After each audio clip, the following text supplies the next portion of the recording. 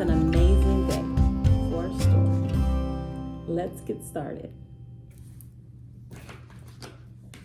Today, I'll be reading a book called Bedtime, Little Bear,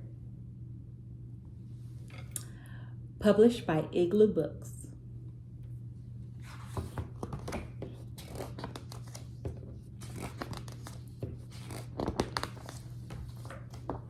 Late one afternoon, Little Bear was balancing on an old log.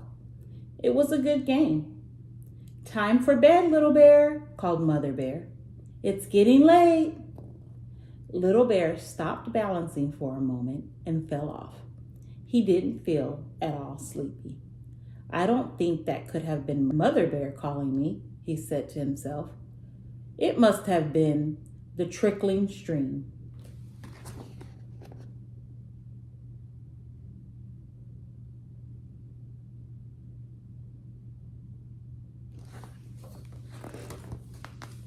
A few minutes later, Little Bear found some lovely leaves to play in. His friend Mouse passed by. "Little Bear," called Mouse, "I think I heard Mother Bear calling you." Little Bear poked out his head. He didn't want to stop playing. He was having so much fun. "I don't think that could have been Mouse's squeaky voice," he said to himself. "It must have been the rustling leaves."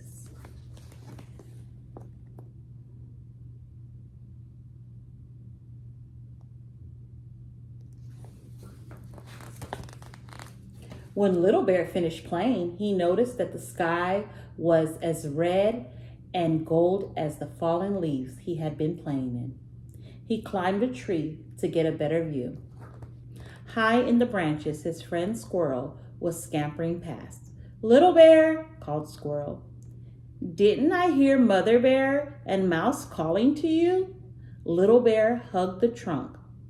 "That wasn't Squirrel calling," he said to himself. "It must have been the breeze swishing through the trees."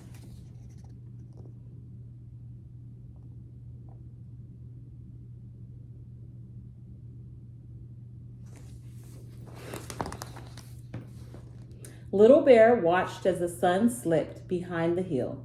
Then he climbed down to the bottom of the tree. Shadows were deepening all around him. "It's time to go home," said Little Bear.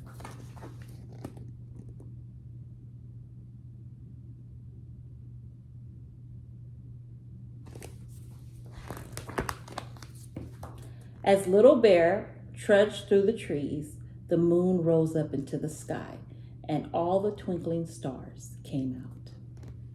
"It's almost as light as day," said Little Bear, "but somehow things look different at night and scary too." Little Bear wasn't sure which way to go.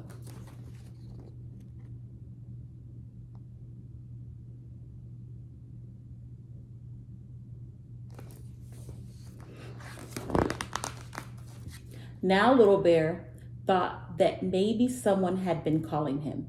He wished that he had answered. What if he could never find his way home? Just then he heard a tiny sound.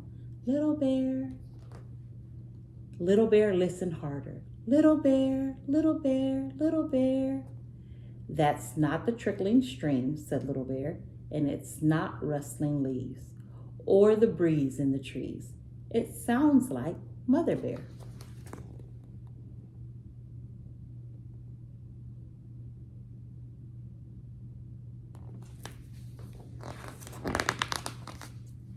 And it was. Little Bear ran right into Mother Bear's warm, furry arms. Mouse and Squirrel, who had been helping Mother Bear search for Little Bear, did a little dance of delight.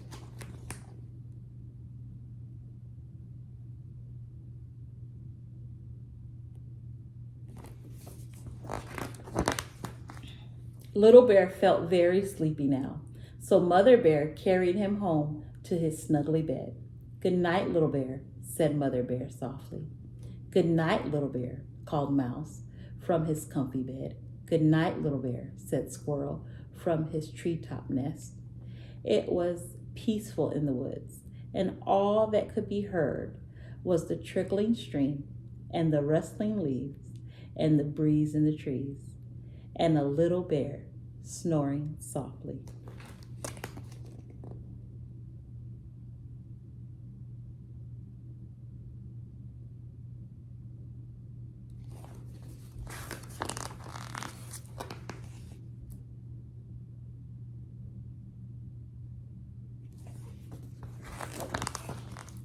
Goodbye. See you soon.